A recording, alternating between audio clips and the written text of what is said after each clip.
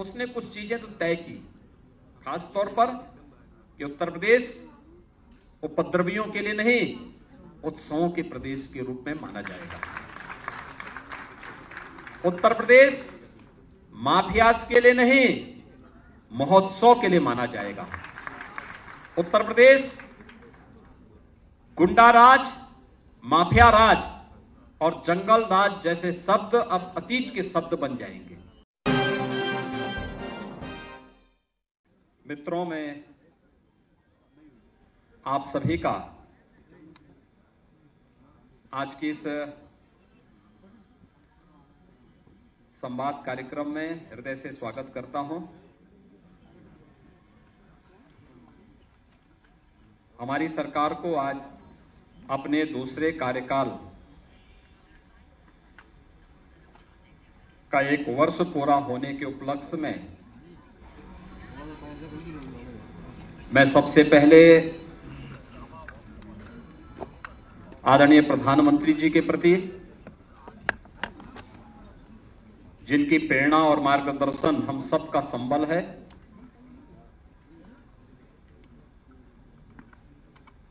जिनके मार्गदर्शन में उत्तर प्रदेश ने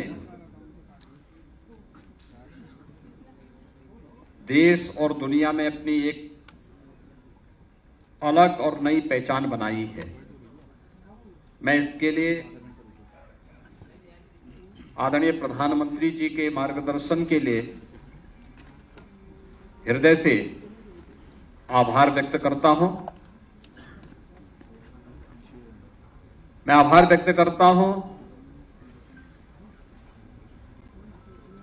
सभी केंद्रीय मंत्रिमंडल के माननीय मंत्रियों का, आदरणीय गृह मंत्री जी, आदरणीय रक्षा मंत्री जी, आदरणीय सड़क परिवहन राजमार्ग मंत्री जी और केंद्रीय मंत्रिमंडल के उन सभी माननीय मंत्रियों का जिनका सदैव राज्य को पिछले 6 वर्ष के अंदर एक सकारात्मक सहयोग प्राप्त हुआ है। केंद्रीय नेतृत्व का, माननीय राष्ट्रीय अध्यक्ष जी का, राष्ट्रीय संगठन महामंत्री जी का और उन सभी पदाधिकारियों का जिन्होंने सदैव एक सकारात्मक भाव के साथ उत्तर प्रदेश को एक नया संबल दिया है। मैं इस अवसर पर अपने मंत्रिमंडल के सभी सहयोगियों, प्रदेश संगठन के अपने प्रदेश अध्यक्ष जी, प्रदेश संगठन महामंत्री जी और उन सभी पदाधिकारियों को भी हृदय से अभिनंदन करता हूं, जिन्होंने लगातार न केवल सरकार और संगठन के परस्पर समन्वय अपितु डबल इंजन सरकार के कार्यक्रमों को जन जन तक पहुंचाने में अपना योगदान दिया। सम और विषम परिस्थितियों में उत्तर प्रदेश की जनता जनार्दन के लिए पूरी मजबूती के साथ, पूरी तत्परता के साथ लगकर के कार्य किया है। उन सबको मैं इस अवसर पर हृदय से बधाई देता हूं। मित्रों, मैं इस अवसर पर आप सबका विशेष रूप से हृदय से अभिनंदन करता हूं कि आप सबने बहुत सकारात्मक भाव के साथ प्रदेश के अंदर हुए कार्यों को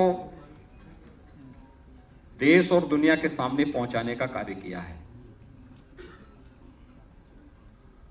6 वर्ष पहले उत्तर प्रदेश कहां था और इन 6 वर्षों के अंदर जो परिवर्तन हुआ है, वह परिवर्तन एक नए उत्तर प्रदेश की गाथा को सबके सामने भी रखता है। और मुझे बताते हुए प्रसन्नता है कि ये 6 वर्ष उत्तर प्रदेश के लिए अत्यंत महत्वपूर्ण रहे हैं। फुल मेजॉरिटी की सरकार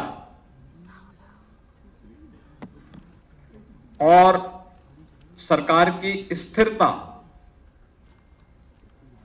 का मतलब क्या होता है? यह भारतीय जनता पार्टी की सरकार ने उत्तर प्रदेश के अंदर परस्पर समन्वय और संवाद के माध्यम से उसे प्राप्त किया है। पिछले 6 वर्षों के अंदर हमारी सरकार ने आदरणीय प्रधानमंत्री जी के मार्गदर्शन और प्रेरणा से उत्तर प्रदेश के समग्र विकास की अपनी एक कार्य योजना जो बनाई थी, पूरी ईमानदारी के साथ उसे लागू करने के लिए हर स्तर पर प्रयास किया। आज उसके परिणाम भी हम सबके सामने हैं। ये जो 10 सेक्टर हम लोगों ने इसके लिए चिन्हित किए, तो उत्तर प्रदेश के अंदर जो परंपरागत जाति, मत, मजहब, भ्रष्टाचार, परिवारवाद, इस सब के नाम पर जो राजनीति होती थी, इससे अलग हट करके उत्तर प्रदेश की पहचान, उत्तर प्रदेश के अनुरूप असीम संभावनाओं वाले प्रदेश के रूप में उत्तर प्रदेश की पहचान हो, उस रूप में उसे आगे बढ़ाने के लिए जो 10 सेक्टर चिन्हित हुए, उस पर हमारी पूरी टीम ने काम किया। ये 6 वर्ष में से मित्रों 3 वर्ष तो वैश्विक महामारी कोरोना से लड़ते हुए, जूझते हुए व्यतीत हुए, और उसी में हम लोगों ने राह भी निकाली। मुझे बताते हुए प्रसन्नता है कि उत्तर प्रदेश ने इस दौरान अनेक उपलब्धियां हासिल की।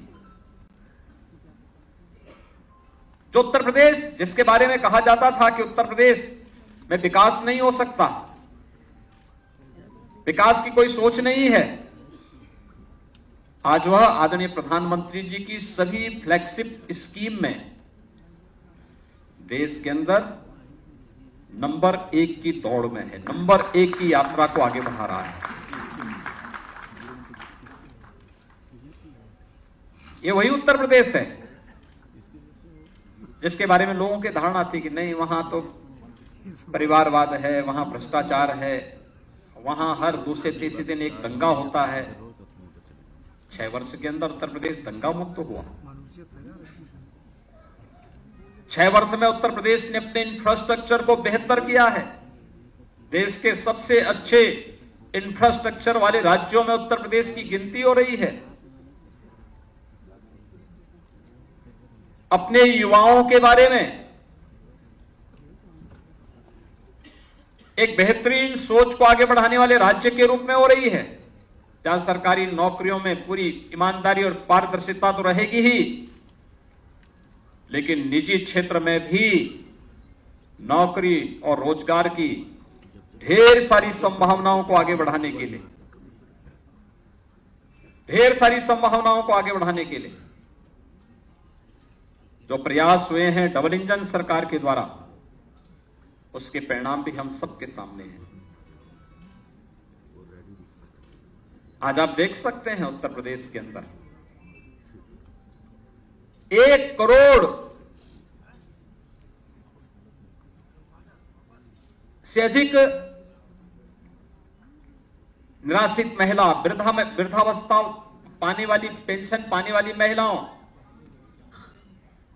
दिव्यांगजनों को 12,000 रुपए सालाना केवल पेंशन की सुविधा उत्तर प्रदेश वर्तमान में उपलब्ध करा रहा है।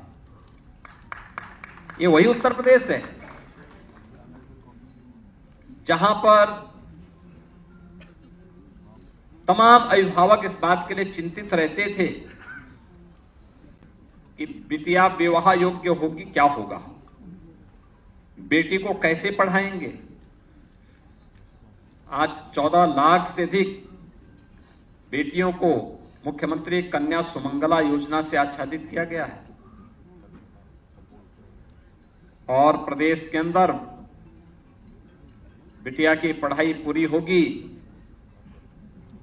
तो मुख्यमंत्री सामूहिक विवाह योजना भी उस बेटी की शादी के लिए शासन के सहयोग से इस कार्यक्रम को आगे बढ़ाने का कार्य करेंगे। 2.25 लाख से अधिक बेटियों की शादी ब्याह से संपन्न हो गया। लगातार इस पे कार्य चल रहे हैं। महिला स्वयंसेवी समूह एक नए मॉडल के रूप में आज उत्तर प्रदेश के अंदर कार्य कर रही है। महिला और बाल विकास विभाग के पोषाहार योजना को हर कुपोषित परिवार तक पहुंचाने का कार्य और उनके स्वयं के प्लांट हर ब्लॉक खंड स्तर पर लगाए जा रहे हैं। वहीं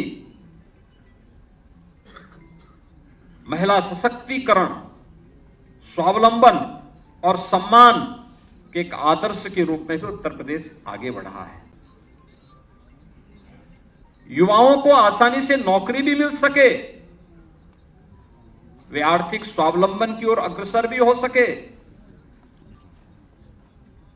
उनके द्वारा स्वतः रोजगार को भी आगे बढ़ाने का प्रयास हो सके। उत्तर प्रदेश आज अपने एमएसएमई को जिस रूप में प्रमोट किया है, 1 डिस्ट्रिक्ट 1 प्रोडक्ट की योजना आज उत्तर प्रदेश में ही नहीं देश में और दुनिया में एक नई धूम मचा रहा है।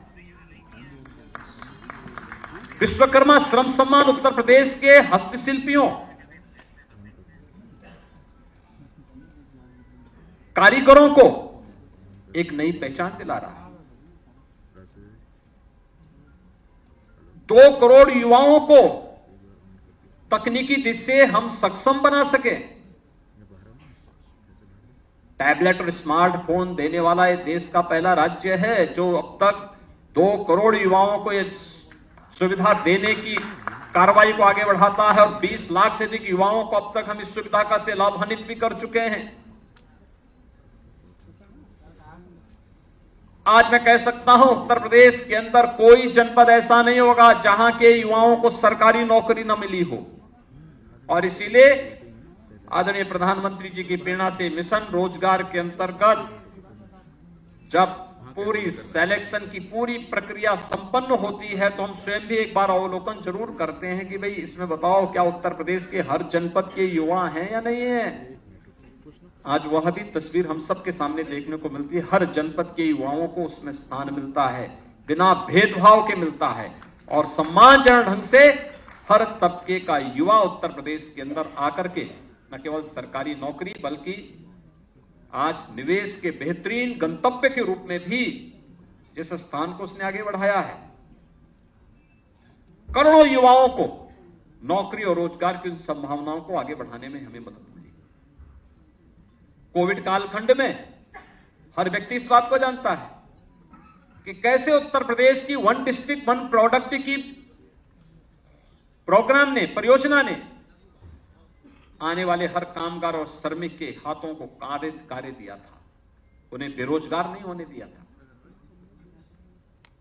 विपत्ति के समय भी, चुनौती के समय भी कैसे कार्य होता है, उत्तर प्रदेश एक रोल मॉडल के रूप में प्रस्तुत हुआ था कि नहीं हम करके दिखा सकते हैं, हम चुनौती का सामना हम करेंगे। उत्तर प्रदेश ने मानक भी प्रस्तुत किए। कानून व्यवस्था कैसे होनी चाहिए, उत्तर प्रदेश जैसे राज्य के बारे में लोग कहते थे यह संभव है, उत्तर प्रदेश की टीम ने उसे संभव बना दिया है। लेकिन इसके लिए प्रयास हुए। पुलिस की भर्ती पारदर्शी तरीके से संपन्न हो, यह उत्तर प्रदेश में हुआ। 1,64,000 से अधिक पुलिस की भर्ती की प्रक्रिया को पारदर्शी तरीके से संपन्न किया गया। न परिवारवाद न जातिवाद। उत्तर प्रदेश का हर नौजवान हमारे परिवार का हिस्सा है और उसे उत्तर प्रदेश के अंदर सरकारी नौकरी में जगह मिलनी ही चाहिए, यह भी करके दिखाया गया। पुलिस रिफॉर्म हो, इसके लिए प्रयास किए गए। 7 पुलिस कमिश्नरेट यह भी उत्तर प्रदेश के अंदर बने हैं, ये पहली बार देखने को मिल रहा होगा। उत्तर प्रदेश में हर तहसील स्तर पर फायर टेंडर की स्थापना हो, ये कार्य भी हुए। पुलिस की अवस्थापना सुविधाओं के कार्यक्रम को हम आगे बढ़ा सकें, यह भी आप हर पुलिस लाइन में आप चले जाइए, हर थाने में आप चले जाइए, आपको पुलिस कार्मिकों के लिए अच्छे बैरक बनते हुए दिखाई दे रहे होंगे या बन चुके हैं। साइबर थाना अपराध के बढ़ने के साथ हर रेंज स्तर पर और फिर हर जिले स्तर पर भी साइबर थाने की स्थापना हो, इस कार्यक्रम को भी बढ़ाया गया। हर रेंज स्तर पर फॉरेंसिक लैब की स्थापना हो। उत्तर प्रदेश में पुलिस की ट्रेनिंग की क्षमता को बढ़ाया जा सके, इसको 3 गुना भी इस दौरान हम लोगों ने करने में सफलता प्राप्त की। उत्तर प्रदेश में अपना स्वयं का साइबर और फॉरेंसिक इंस्टीट्यूट हो, उसकी स्थापना भी लखनऊ में हो रही है और इसी सत्र में हम उसमें पाठ्यक्रम भी प्रारंभ करने जा रहे हैं। उत्तर प्रदेश में एसडीआरएफ का गठन हो, जो किसी भी आपदा के दौरान उत्तर प्रदेश वासियों की सहायता करने के लिए और अगल बगल के राज्यों में भी दुर्भाग्य से अगर कोई दैवीय आपदा आती है, उस आपदा के दौरान सहयोग कर सके। उत्तर प्रदेश के अंदर उसके लिए भी 3 बटालियन का गठन हुआ। उत्तर प्रदेश के अंदर मृत प्राय हो चुकी पीएसी की 54 वाहिनियों को पुनर्गठन हो सके, यह भी किया गया।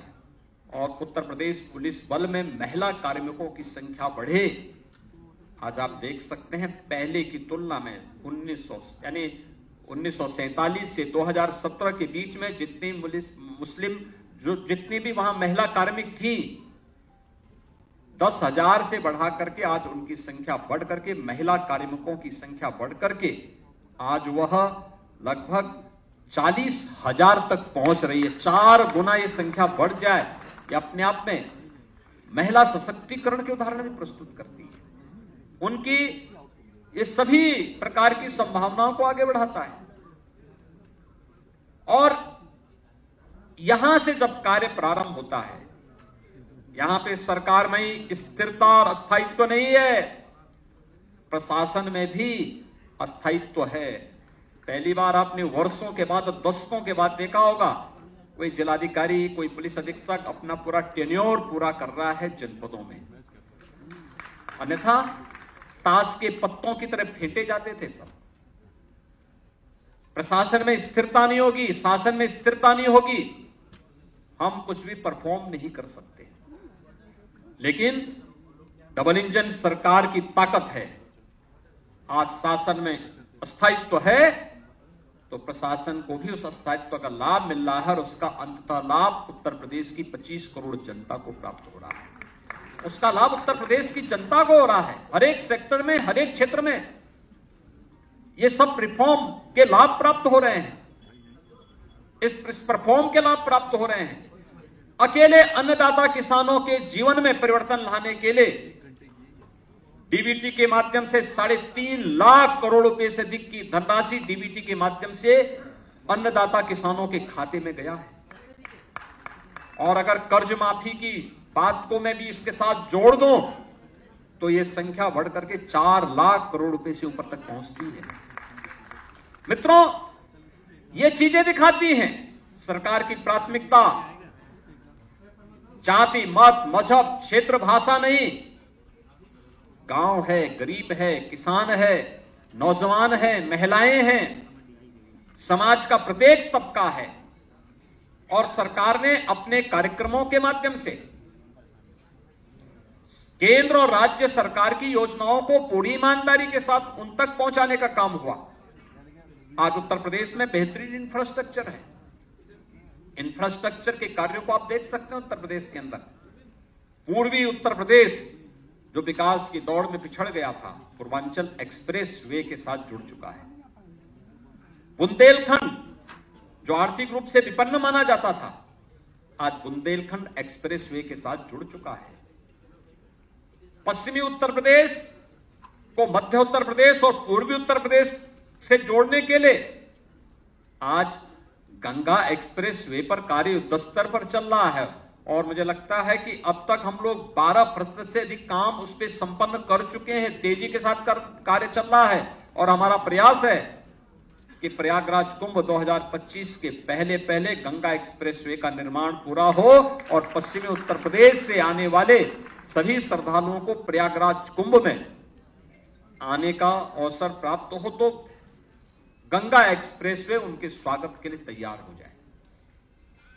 आज उत्तर प्रदेश में एयर कनेक्टिविटी बेहतर, रोड कनेक्टिविटी बेहतर हुई है। इंटर स्टेट कनेक्टिविटी को 4 लेन के साथ जोड़ा गया। हर जिला मुख्यालय को 4 लेन के साथ जोड़ने की कार्रवाई या तो पूरी हो चुकी है या युद्ध स्तर पर चल रही है। हर जिला मुख्यालय को एक रिंग रोड से जोड़ा जाए जिससे सिटी के अंदर के अनावश्यक कंजेशन को दूर किया जा सके। आज उस पर भी उत्तर प्रदेश ने तेजी के साथ अपने कार्यक्रम को आगे बढ़ाया है। गांव-गांव की सड़क मार्गों को बेहतरीन करने का कार्य हुआ है और ये कार्यक्रम निरंतर आगे बढ़ रहे हैं। मेट्रो देश के अंदर सबसे अधिक सिटी में यूपी के अंदर मेट्रो चल रही, 5 सिटी में चल रही है। 6ठी सिटी हमारी आगरा में कार्य चल रहा है जिसे हमारा प्रयास है कि नवंबर दिसंबर 2023 तक आगरा की मेट्रो के फर्स्ट फेज के कार्य को हम संपन्न करके उसे राष्ट्र को समर्पित करें।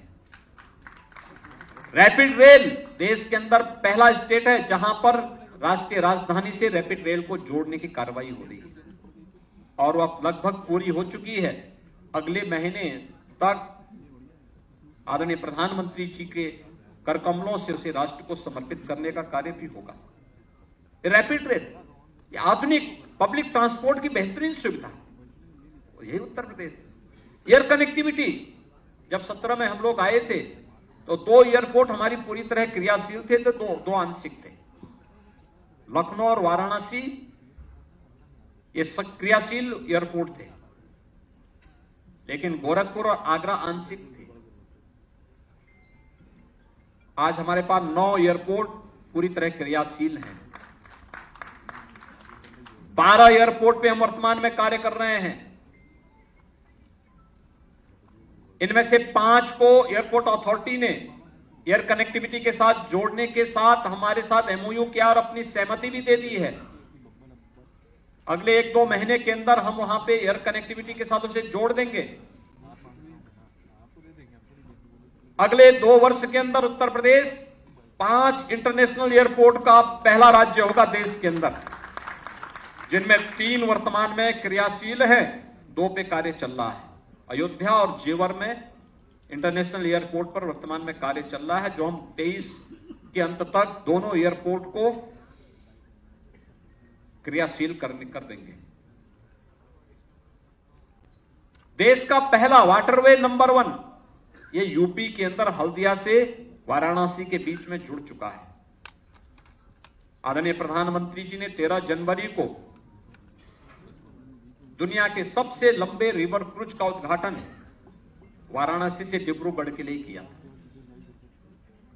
यानी पूर्वी बंदरगाह से जो उत्तर प्रदेश को हमेशा इस बात का रहता था, मलाल रहता था कि हमारे पास किसी भी बंदरगाह से जुड़ने के लिए कोई माध्यम नहीं है। हमने अपनी पतित पावन नदियों को उसको माध्यम बनाया है और आज हम लोग पूर्वी बंदरगाह से सीधे सीधे जुड़ सकते हैं और पूर्वी बंदरगाह के साथ जुड़ते हुए आज वाराणसी से हल्दिया के बीच में वाटरवे प्रारंभ हो चुका है। प्रदेश सरकार इस दिशा में और अन्य क्षेत्रों में अन्य सेक्टर को भी तलाश रही है जहां पर कार्गो की बेहतरीन फैसिलिटी हम जिसके माध्यम से दे सके। हम वहां पर अन्य तमाम सुविधाओं से युक्त सुविधाएं दे रहे हैं जिससे किसान के उत्पाद को हम वैश्विक बाजार तक पहुंचाने में हमें सफलता प्राप्त हो सके। ये सभी कार्यक्रम इसके साथ जुड़ रहे हैं। मित्रों, पिछले 6 वर्ष के अंदर उत्तर प्रदेश ने सचमुच अपना परसेप्शन बदला है। आज उत्तर प्रदेश के बारे में कोई नेगेटिव टिप्पणी नहीं करता, नकारात्मक नहीं सोचता। आज उत्तर प्रदेश का नाम सुनते ही लोगों के चेहरे पे एक नई चमक आती है, बाहर के लोगों के मन में एक चमक आती है। और नहीं तो 6 वर्ष पहले तक उत्तर प्रदेश का नाम सुनने पर लोग बड़ी संदेह और की दृष्टि से देखते थे।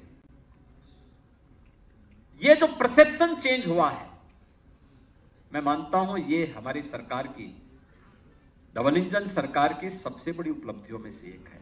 हमारे नौजवानों के सामने पहचान का संकट आज के दिन पे नहीं है। हमारे नौजवानों के सामने किसी भी प्रकार का कोई अपनी पहचान को छुपाने का आज उनके सामने किसी प्रकार का कोई संकट नहीं आ सकता।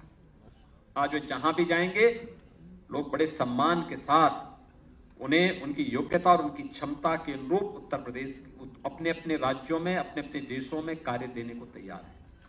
लेकिन उत्तर प्रदेश स्वयं ही तैयार हो चुका है। हमारी सरकार ने जब अपने दूसरा कार्यकाल प्रारंभ किया तो हमने फिर से अपनी उसी स्पीड को, डबल इंजन की सरकार है तो डबल और ट्रिपल स्पीड के साथ अपने कार्यक्रम को आगे बढ़ाने का कार्य भी किया। याद करिए, जब कार्यक्रम की शुरुआत ही हम लोगों ने आदरणीय प्रधानमंत्री जी के द्वारा 80,000 करोड़ रुपए की परियोजनाओं के ग्राउंड ब्रेकिंग के कार्यक्रम के साथ इस अभियान पर शुरुआत किया था। ग्राउंड ब्रेकिंग का मतलब इतने 1000 करोड़ रुपए की परियोजनाओं के शिलान्यास का कार्यक्रम, औद्योगिक विकास से जुड़ी हुई परियोजनाओं का। अब तक हमारी सरकार के इस कालखंड में, 6 वर्ष के कालखंड में 5 लाख करोड़ रुपए से अधिक की निजी क्षेत्र की औद्योगिक परियोजनाओं का न केवल शिलान्यास हुआ बल्कि बहुत सारी इकाइयां तो इसमें अपना प्रोडक्शन भी शुरू कर दी। लाखों नौजवानों को इससे नौकरी मिली। और ग्लोबल इन्वेस्टर समिट, ये तो सबके सामने है। 35 लाख करोड़ रुपए की परियोजनाओं का लाभ उत्तर प्रदेश को प्राप्त हो, ये तो लोगों के लिए कौतूहल और आश्चर्य है। हर व्यक्ति ने सोचा उत्तर प्रदेश में 35 लाख करोड़ रुपए के प्रस्ताव आ जाएं। यह भी हुआ है और आप तो सब उसके साक्षी रहे हैं। कैसे 25 सेक्टोरियल पॉलिसीज बना करके अलग अलग सेक्टर में, पहले चरण में आपने देखा होगा कैसे उत्तर प्रदेश ने इस यात्रा को आगे बढ़ाया था। चाहे वह उत्तर प्रदेश के अंदर स्वच्छ भारत मिशन के अंतर्गत शौचालय बनाने के कार्य रहे हों। पहले 2.5 वर्ष में मात्र 25 लाख शौचालय बने थे और अगले 1.5 वर्ष के अंदर 17 से लेकर के 18-19 के बीच में मात्र 1.5 वर्ष का कार्यकाल हमें मिला था। जब इसे अक्टूबर 2018 के अंदर इस कार्यक्रम को पूरा करना था, तब हमने 2 करोड़ 61 लाख शौचालयों का निर्माण किया था। पहले 12 से 17 के बीच में प्रधानमंत्री आवासीय योजना, अगर शहरी क्षेत्र में, ग्रामीण क्षेत्र में तो खैर कोई कार्य यहां पे लागू नहीं किया गया था, लेकिन अगर मैं शहरी क्षेत्र की बात करूं तो 18,000 सैंक्शन हुए थे, कोई बना नहीं था। और वर्तमान में ग्रामीण और शहरी में प्रधानमंत्री आवास योजना की मैं बात करूं तो पिछले 6 वर्ष के अंदर 52,77,000 आवास तो केवल ग्रामीण क्षेत्र और शहरी क्षेत्र में हमने स्वीकृत किए हैं। इसके अलावा 1 लाख से ऊपर आवास मुख्यमंत्री आवास योजना में भी उन गरीबों को उपलब्ध करवाए गए हैं जिनमें मुसहर है, बनटांगिया है, थारू है, कोल है, सहरिया है। इन सभी जातियों से जुड़े हुए लोग हैं जिनकी वाइस कम थी, जिन तक शासन की योजनाएं आजादी के 70 वर्षों तक नहीं पहुंच पाई थी, उन तक पहुंचाने का काम भी सफलतापूर्वक किया गया। विद्युत आपूर्ति की वीआईपी कल्चर की व्यवस्था को समाप्त किया गया और प्रदेश के सभी 75 जनपदों में ग्रामीण और शहरी क्षेत्र में समान रूप से विद्युत की आपूर्ति भी की गई। ये आपने देखा होगा अर्थव्यवस्था में उत्तर प्रदेश जो छठे स्थान पर था, आज मित्रों मुझे बताते हुए प्रसन्नता है, ईज ऑफ डूइंग बिजनेस में उत्तर प्रदेश आज नंबर 2 स्थान पर भी है और देश के अंदर अचीवर स्टेट के रूप में अपना स्थान भी बनाया हुआ है। बजट के आकार को हमने दोगुने से अधिक बढ़ाने में सफलता प्राप्त की, तो उत्तर प्रदेश के अंदर प्रति व्यक्ति आय जो नेशनल एवरेज की 1/3 थी 2017 में, आज उसको हम उत्तर प्रदेश के अंदर उत्तर प्रदेश की प्रति व्यक्ति आय को डबल करने में हमें सफलता प्राप्त हुई है।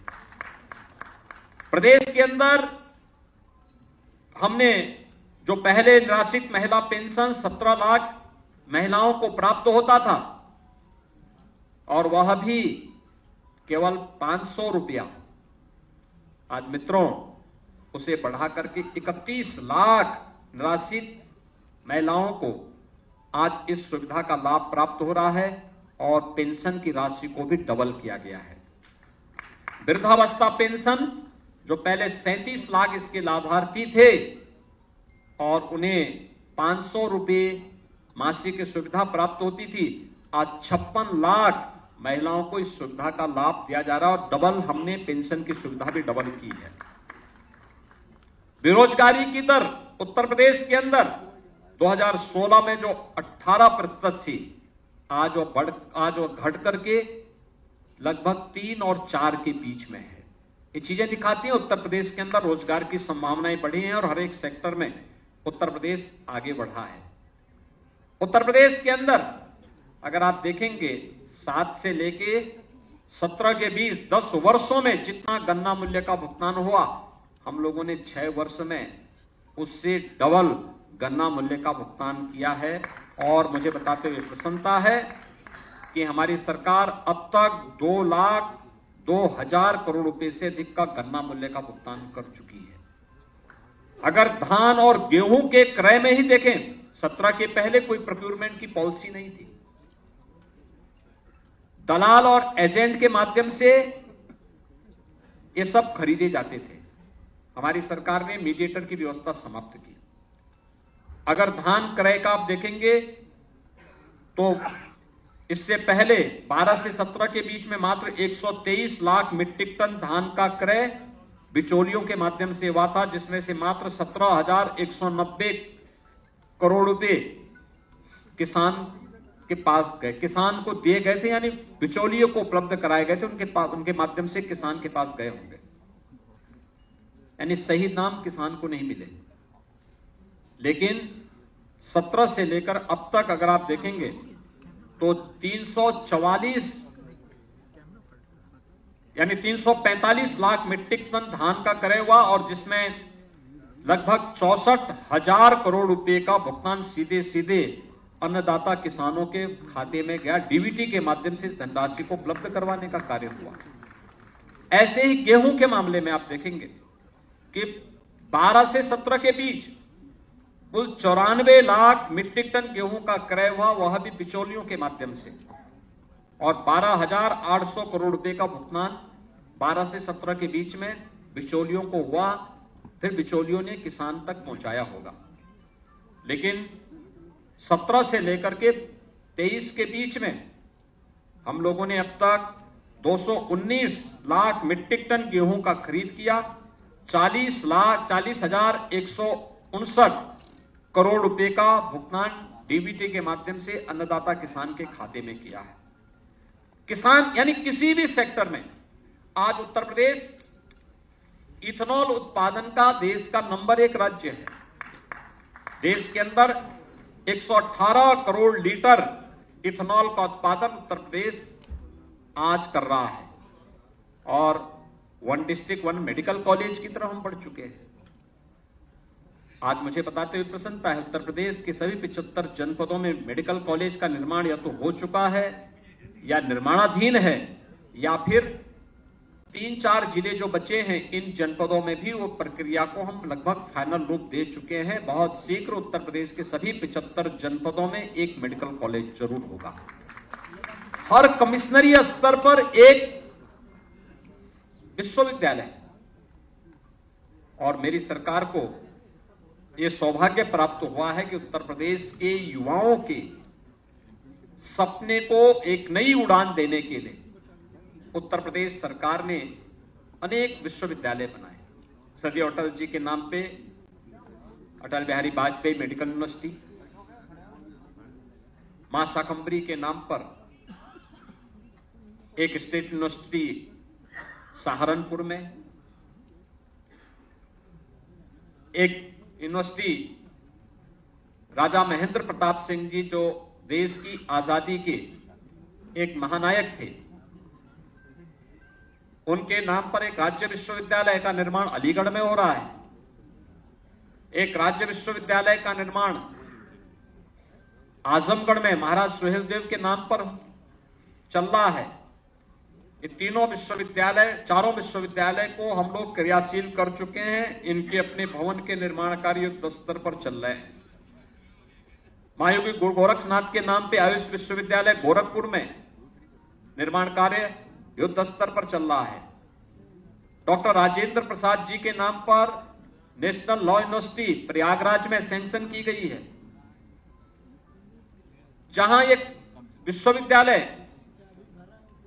आज वर्तमान में प्रदेश सरकार ने स्वीकृत किए हैं। वर्तमान के बजट में 23-24 के बजट में भी हमने 4 नए विश्वविद्यालय स्वीकृत किए हैं, जो हमारे अनसेचुरेटेड कमिश्नरी थी, जहां पे कोई राज्य विश्वविद्यालय नहीं था। इसमें मां विंध्यवासिनी के धाम में, मां विंध्यवासिनी के नाम पे एक विश्वविद्यालय, मां पाटेश्वरी के धाम देवीपाटन मंडल में एक विश्वविद्यालय और मुरादाबाद मंडल में एक विश्वविद्यालय की स्वीकृति भी दी, और कुशीनगर में महात्मा बुद्ध के नाम पर एक नए विश्वविद्यालय की स्वीकृति भी इस बार के बजट में यहां पर सरकार के द्वारा वहां पर उन जनपदों, उन राज्यों, उन सभी कमिश्नरी के लिए भी ये सब सुविधा उपलब्ध करवाई गई। फार्मेसी के सेक्टर में भी बहुत सारे कार्य वर्तमान में प्रदेश के द्वारा लगातार किए जा रहे हैं, और इसमें चाहे वह मेडिकल डिवाइस पार्क के निर्माण का कार्य हो यमुना अथॉरिटी के पास, चाहे ललितपुर में फार्मा पार्क के निर्माण की कार्रवाई को हो। हम सब आभारी हैं आदरणीय प्रधानमंत्री जी के, जिन्होंने पीएम मित्र योजना के अंतर्गत लखनऊ और हरदोई के बीच में लगभग 1200 एकड़ क्षेत्रफल में एक टेक्सटाइल के अत्याधुनिक पार्क की स्वीकृति उत्तर प्रदेश के लिए उपलब्ध करवाई है। यानी ये उत्तर प्रदेश किन संभावनाओं को व्यक्त करता है कि उत्तर प्रदेश के अंदर जो संभावनाएं हैं, इन संभावनाओं को हम लोग कैसे आगे बढ़ाने का कार्य कर सकते हैं, और ये सभी चीजें आगे बढ़ी हैं। इसलिए मित्रों, एक तरफ जहां उत्तर प्रदेश आज हर एक सेक्टर में अपने कार्यक्रम को आगे बढ़ाने में सफल हुआ है, वहीं उत्तर प्रदेश आज न्यू एज हाईटेक मैन्युफैक्चरिंग का भी देश का एक नंबर 1 राज्य के रूप में उभरा है। अभी बहुत सारे लोगों को इसकी जानकारी नहीं कि देश में सबसे अधिक स्मार्टफोन का उत्पादन वर्तमान में उत्तर प्रदेश के अंदर हो रहा है। देश का सबसे बड़ा रोबोटिक प्लांट उत्तर प्रदेश के अंदर स्थापित हो रहा है। देश का सबसे बड़ा डाटा सेंटर का बेस उत्तर प्रदेश बनने जा रहा है, और देश में सबसे अधिक इलेक्ट्रिक व्हीकल के रजिस्ट्रेशन वाला प्रदेश भी उत्तर प्रदेश ही है। मित्रों, ये चीजें दिखाती हैं कि उत्तर प्रदेश असीम संभावनाओं वाला प्रदेश है, और ये असीम संभावनाएं तब बनती हैं जब डबल इंजन की सरकार हो, जनता के साथ बेहतर संवाद हो, और टीम वर्क जब कहीं पर जब कार्य होती है, शासन की कार्य पद्धति में न केवल ईमानदारी हो बल्कि उसमें उतनी ही पारदर्शिता भी हो, तो उसके परिणाम भी हम सबके सामने आते हैं। सरकार की उपलब्धियों से संबंधित ये पुस्तिका आप लोगों को उपलब्ध करवाई गई है, करवाई जा रही होगी। इसमें ये पुस्तिका एक जो यहां विमोचित हुई है अभी मंच के द्वारा, ये उत्तर प्रदेश की उपलब्धियों से संबंधित है। उत्तर प्रदेश में क्या क्या चीजें पिछले 6 वर्ष या 1 वर्ष के अंदर हुई हैं, उससे जुड़ी हुई है। आज इस अवसर पर उत्तर प्रदेश के सभी 403 विधानसभा क्षेत्रों में हमारे प्रभारी मंत्रीगण उन जनपदों में जाकर के इन पुस्तिकाओं का विमोचन कर रहे हैं। जहां पे प्रभारी मंत्री नहीं जा पा रहे हैं या उनके कार्यक्रम किसी एक जिले में है, तो शेष जनपदों में हमारे संगठन के पदाधिकारी, माननीय सांसद, माननीय विधायकगण इस कार्यक्रम को आयोजित कर रहे हैं। इस पुस्तिका में सभी 403 विधानसभाओं से जुड़ी हुई योजनाओं का भी उल्लेख किया गया है। जो अलग अलग विधानसभा क्षेत्रों में ये पुस्तिकाएं वितरित हो रही हैं, ये उसका भी उल्लेख वहां पर किया गया है। ये दिखाती है सरकार पूरी ईमानदारी के साथ कार्य कर रही है, पूरी प्रतिबद्धता के साथ कार्य कर रही है।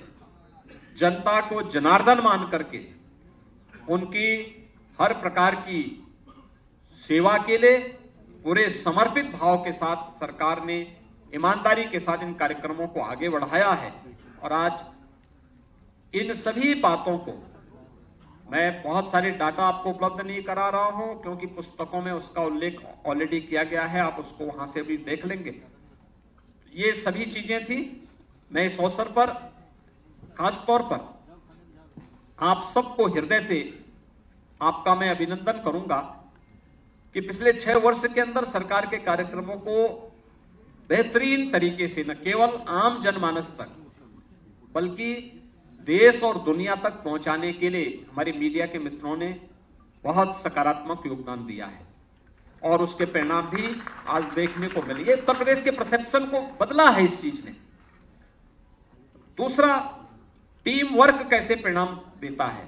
ये मंत्रिमंडल के द्वारा एक साथ किए गए प्रयास, जनप्रतिनिधियों के द्वारा उसे जनता तक पहुंचाना, संगठन के पदाधिकारियों के द्वारा एक एक परिवार तक पहुंचाने के लिए योगदान देना और प्रशासनिक टीम ने शासन के कार्यक्रमों को जमीनी धरातल तक पहुंचाने के लिए जिस प्रतिबद्धता के साथ कार्य किया है, ये सभी टीम एक साथ मिलकर के जब कार्य की है तो परिणाम दिखे हैं। उत्तर प्रदेश का परसेप्शन बदला है। उत्तर प्रदेश आज हर एक सेक्टर में आज अग्रणी राज्यों के रूप में आगे बढ़ता हुआ दिखाई दिया है। मैं इस अवसर पर एक बार फिर से आदरणीय प्रधानमंत्री जी के प्रति आभार व्यक्त करते हुए मंत्रिमंडल के अपने सभी सहयोगियों, सभी जनप्रतिनिधियों का अभिनंदन करता हूं। उत्तर प्रदेश की 25 करोड़ जनता को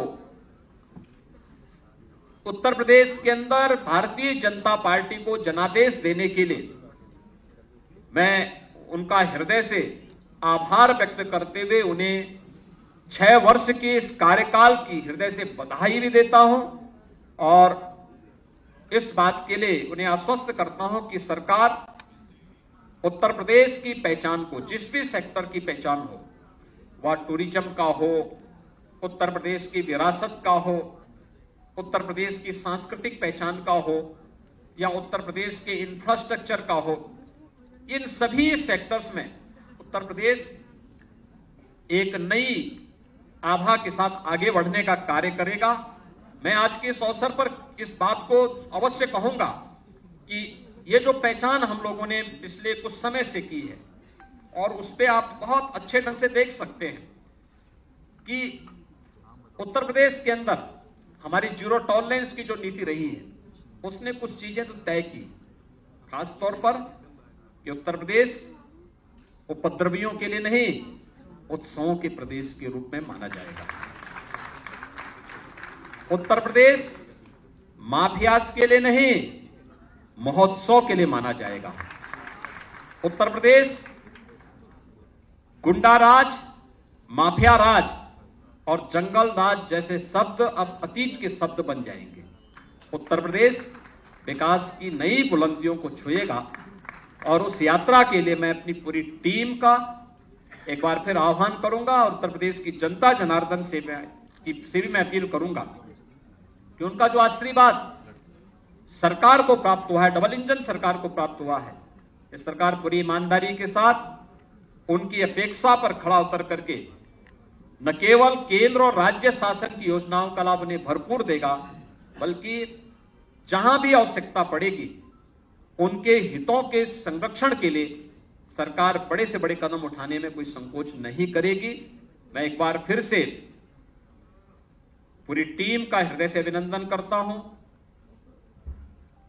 जनप्रतिनिधियों, संगठन के पदाधिकारियों और प्रशासनिक टीम के द्वारा जिस प्रतिबद्धता के साथ इन कार्यक्रमों को आगे बढ़ाया जा रहा है, इसके लिए उन्हें हृदय से धन्यवाद देते हुए एक बार फिर से आप सभी का मैं इस अवसर पर अभिनंदन करता हूं। आप सबको मैं धन्यवाद देता हूं।